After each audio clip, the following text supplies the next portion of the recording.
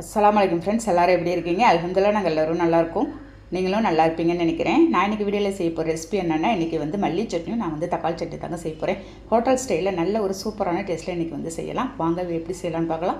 வீடியோக்குள்ளே பொறுத்தோம்னே நம்ம சேனல் மும்தாஜ் கிச்சனை சப்ஸ்கிரைப் பண்ணிவிட்டு அப்படியே பக்கத்துக்கு பெல்லைக்கானே கிளிக் பண்ணிவிடுங்க. அப்போ தான் நான் போடுற வீடியோ உங்களுக்கு உடனே வருங்க.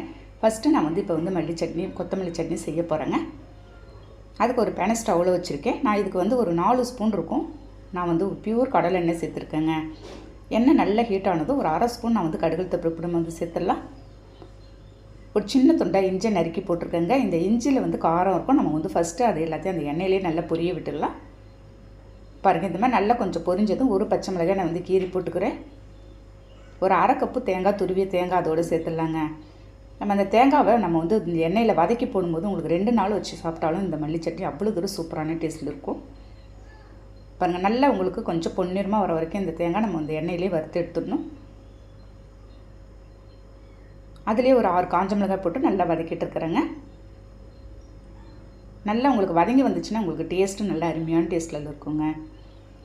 பாருங்கள், அதோட ஒரு நெல்லிக்காய் சைஸ் புளி எடுத்து நான் அதோடு சேர்த்துடலாங்க. ஒரு அரைக்கட்டு நான் மல்லி இலையை நான் க்ளீன் பண்ணி கழுவி எல்லாம் ரெடியாக வச்சுருக்கேன். அதை எடுத்து நம்ம சேர்த்துடலாம். இந்த மல்லி இலையோடைய பச்சை வாசனை போகிற வரைக்கும் நம்ம ஒரு 2 நிமிஷம் நல்லா லோ ஃப்ளேமில் வச்சு எல்லாத்தையும் வதக்கி எடுத்துடலாங்க. நம்ம எல்லா பொருளும் நல்லா வதக்கி செய்யும்போது நல்ல ஒரு டேஸ்ட்டாகவும் இருக்கும். உங்களுக்கு ஒரு நாள் வச்சு கூட நீங்கள் ஃப்ரிட்ஜில் சாப்பிட்டாலும் அவ்வளோ தூரம் அருமையான டேஸ்ட்டாக இருக்குங்க. நம்ம ஹோட்டலில் போய் சாப்பிடும்போது எந்த அளவுக்கு டேஸ்ட்டாக இருக்குமோ அந்த அளவுக்கு மல்லி சட்னி அவ்வளோ டேஸ்ட்டாக இருந்துச்சு இன்றைக்கி. பாருங்கள், எல்லாத்தையும் ஆற வச்சிடுறேன். அதுக்குள்ளே நம்ம தக்காளி சட்னி அதை ஆறுறதுக்குள்ளே நம்ம ரெடி பண்ணிடலாம்.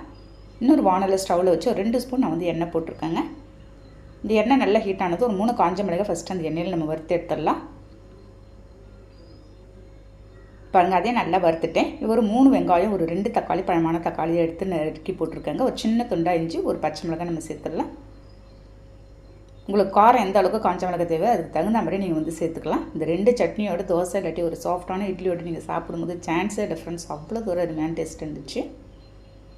பாருங்கள், வெங்காயம் தக்காளிலாம் ஒரு 50% நல்லா வதங்கணும். மல்லி, புதினா, கருவேப்பிலை எல்லாம் ஒரு கொத்து வச்சுருந்தேன். அதை சேர்த்து அதோடு வதக்கிடலாம். நம்ம நெக்ஸ்ட்டு வறுத்து வச்சுருந்த காஞ்ச மிளகாய் அதோடு சேர்த்து ஒரு மிக்ஸ் கொடுத்துடலாங்க. இதே நல்லா ஆறட்டும். இது 2 ஆறினதுக்கப்புறம் நம்ம எல்லாம் சேர்த்து நல்லா சூப்பரான டேஸ்ட்டில் நம்ம இன்றைக்கி சட்னி அரைக்க போகிறோங்க. ஃபஸ்ட்டு மல்லி சட்னி நான் அரைச்சிட்றேன். நம்ம வதக்கி வச்சுருந்தது எல்லாத்தையும் எடுத்து சேர்த்துட்டு ஒரு ஸ்பூன் நான் நாட்டு சர்க்கரை சேர்த்துக்கிறேங்க. தூளுப்பு ஒரு அரை ஸ்பூன் சேர்த்துடலாம். கொஞ்சமாக தண்ணி ஊற்றி ஒரு திக்கான கன்சிஸ்டன்சிக்கு நான் அரைச்சி எடுத்துகிட்டு வந்துடுறேன்.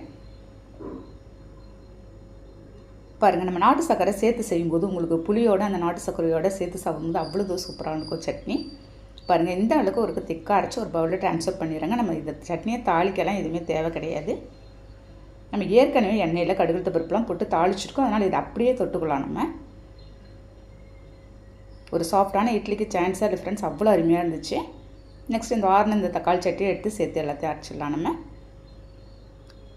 என்ன தான் நம்ம வீட்டில் செஞ்சாலும் ஹோட்டல் கடைக்கு போகும்போது அதோட சட்னியோட டேஸ்ட்டே நமக்கு பிடிக்கும். அதே மாதிரி இருக்கும் இந்த 2 சட்னியோட டேஸ்ட்டும் உங்களுக்கு. நீங்கள் ட்ரை பண்ணி பாருங்கள் கண்டிப்பாக. பாருங்கள், இதுவும் ஒரு திக்கான கன்சிஸ்டன்சிக்கு அரைச்சிட்டு ஒரு பவுலில் ட்ரான்ஸ்ஃபர் பண்ணிடுறேன்.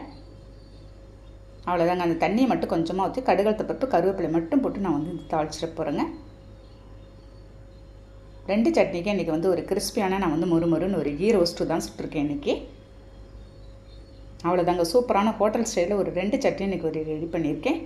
நீங்களும் இதேமாதிரி ட்ரை பண்ணி பார்த்துட்டு எனக்கு கண்டிப்பாக கமெண்ட் பண்ணுங்கள். வீடியோ பிடிச்சிருந்தா லைக் பண்ணிவிட்டு ஷேர் பண்ணுங்கள். மறக்காமல் சப்ஸ்கிரைப் பண்ணிடுங்க ஃப்ரெண்ட்ஸ். நெக்ஸ்ட் வீடியோவில் பார்க்கலாம். Okay, thank you, by.